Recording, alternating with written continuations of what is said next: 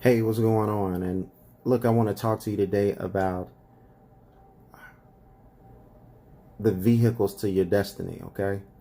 Talked a little bit about that in the last video, but I want to really drive this one home because I think somebody really needs to hear this. Somebody needs to feel me on this. This is so important. This is so critical. This is so crucial for you to understand. And that is, some of us will sit back. When I say some of us, I'm not including myself in that group. So let me rephrase that. Some of you are sitting back and congratulations, you know what it is that you would like to do. But you are so stubborn about doing what it is that you like to do that you actually do nothing. You do nothing. Some of the things that you want to do in your life, your dreams, your aspirations, it requires a certain amount of something. And you don't have that certain amount of something right now, do you? Because if you had the certain amount of something that you needed, well, there would be nothing stopping you from going towards your goal. But see, there is an unconventional way that you are not pursuing your goal.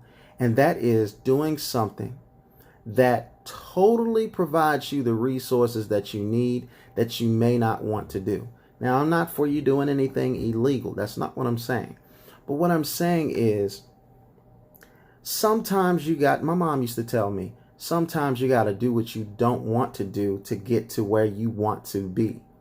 And a lot of people today just don't understand doing what you need to do that you don't want to do to get where you need to be. Perhaps you want to start your own clothing business. Well, you need some startup capital. But you feel like, well, I should be running a business, so I'm not going to go and get a job.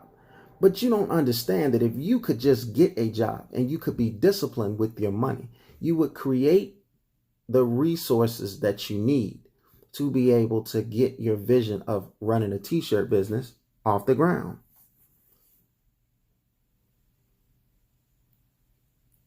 So you need to, when it comes to your goals and your dreams, you need to go for them. Okay? But you can't be too proud in terms of the method of going for it. You have to sell out for what is in your heart to do. What you believe you were designed to do and created to do, whatever you're passionate about doing, are you really willing to sell out for it? And what I mean, not trying to say be a sellout, but what I'm saying is you may have to do some things you never thought you'd have to do. Listen, if you were stranded in another state and you were trying to get home and you had nobody to call, you would have to do some things that you probably normally wouldn't do to get home. And what I mean by that is you could do some bad things and you can do some good things. You may have to thumb a ride in your journey towards your goal. You may have to settle for help. You may have to take a step back from where you are and get more support so you can provide for your vision. So what's better? What's better? Living in a place that's pretty decent and driving a pretty decent car, but you have dreams and aspirations of having more. And your job or the position that you are in, you make just barely enough to be able to survive. So what? You holding on to something that you consider average, something that you already saying, I want something better than you're willing to hold on to that to keep you in the prison of trying to get to your goals. So you would just sit back there and you would just say, look, I want to start a t-shirt company, but I know for damn sure I ain't working no job. I remember myself, I used to sell pest control. And during this time in my life, I was known notoriously for jumping job to job. I couldn't hold a job or keep a job for nothing. And it wasn't that I was getting fired. Well, sometimes I got fired, but really later on, it wasn't because I was trying not to work, but it was more or less what I wanted to tolerate and what I didn't want to tolerate. I ain't dealing with somebody saying this to me.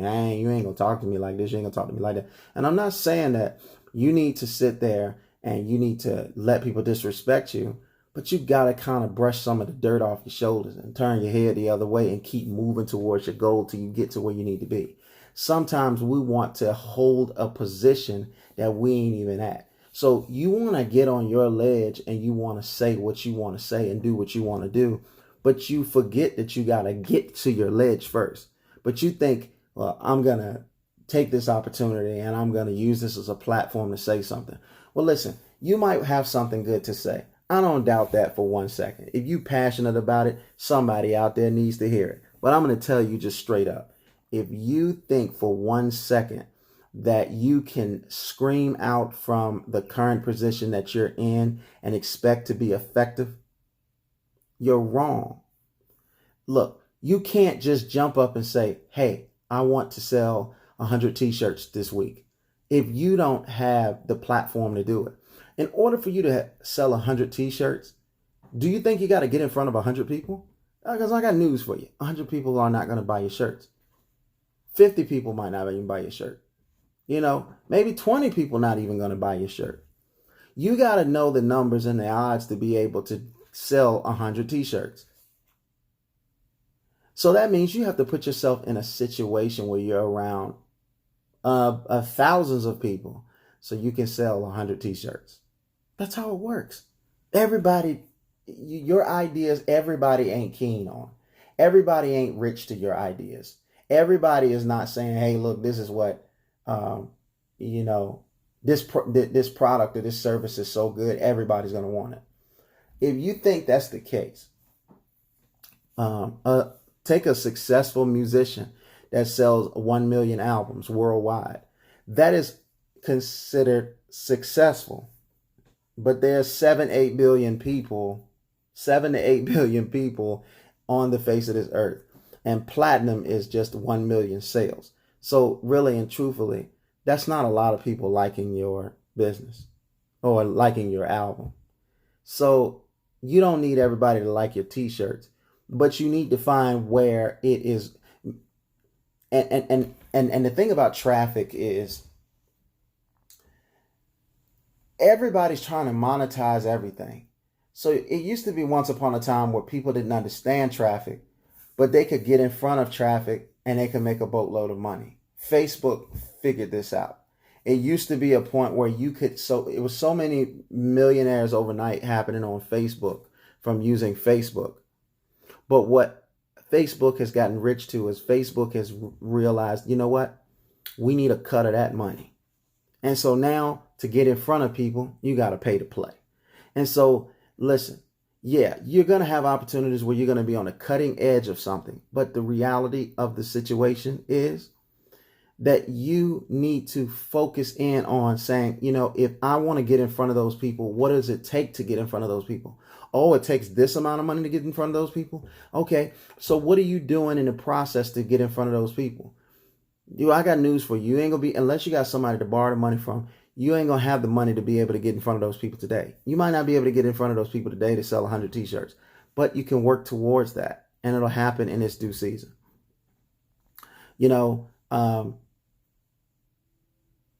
It's like Medicare.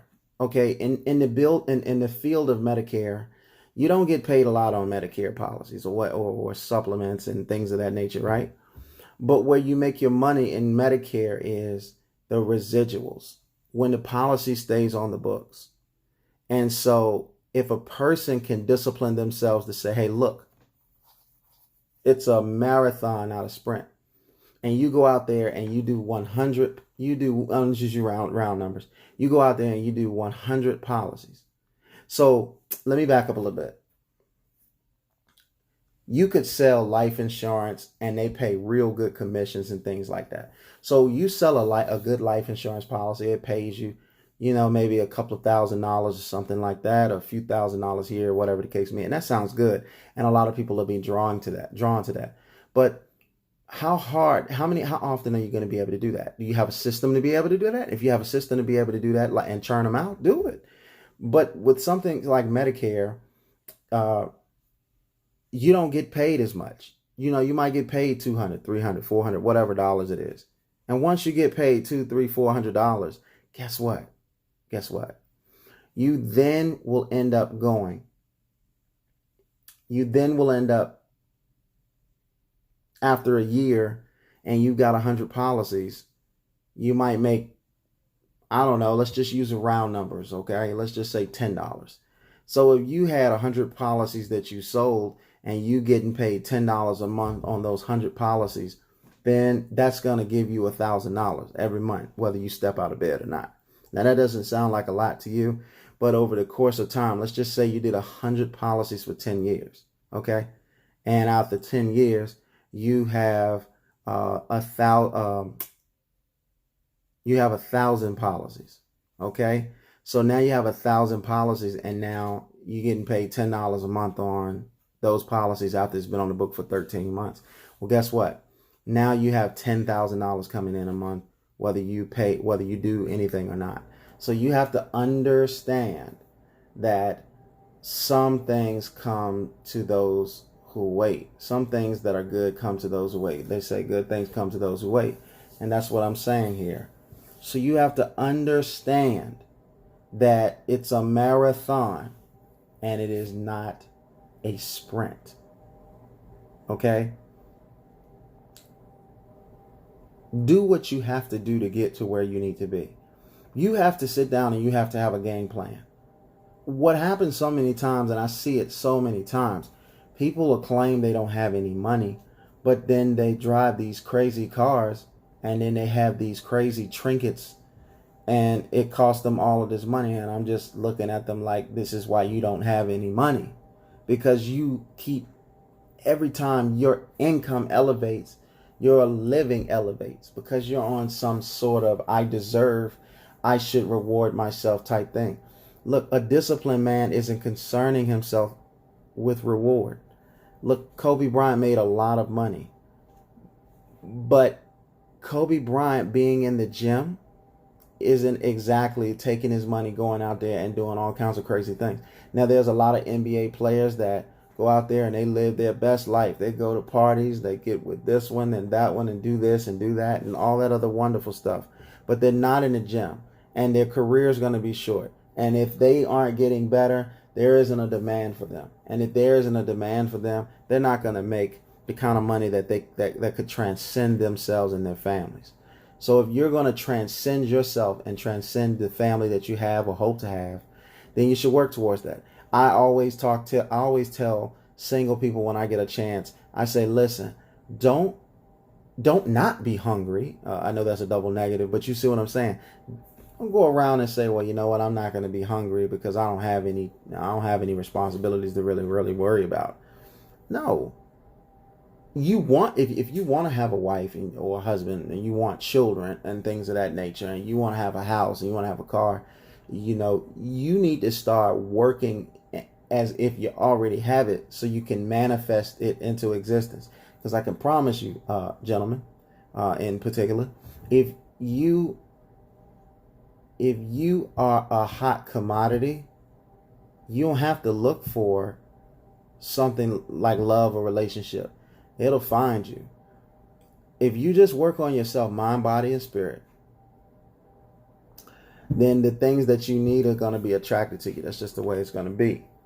So I'm just really encouraging you to just go forth and not turn away any opportunity.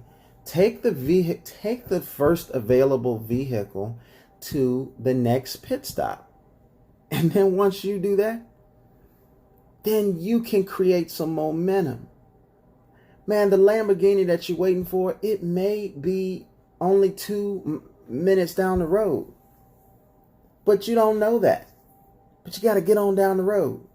And even if there are no cars around to take you, you just got to walk. You feel what I'm saying? So you got to do that. Because it's not too much time left for you to be wasting. And the day that we have today, that you are in right now, it presents challenges, but it also presents opportunities. And the challenges are waiting to marry up to you, to make life hard. And the opportunities are waiting to marry up with you, to elevate you. So there are things that you must get done, that there are things that are specifically paired with your effort today that's only available today in some instances. And if your efforts don't line up to what you are expecting, what you are reasonably expected to do and be, then the opportunity is nothing. Because an opportunity without anyone filling it is just vacancy. Opportunity wants to pair up with someone that's going to take it and do something with it. All you have to do is focus in on doing what you're supposed to do. And once you figure out what you're supposed to do, then the rest can take care of itself.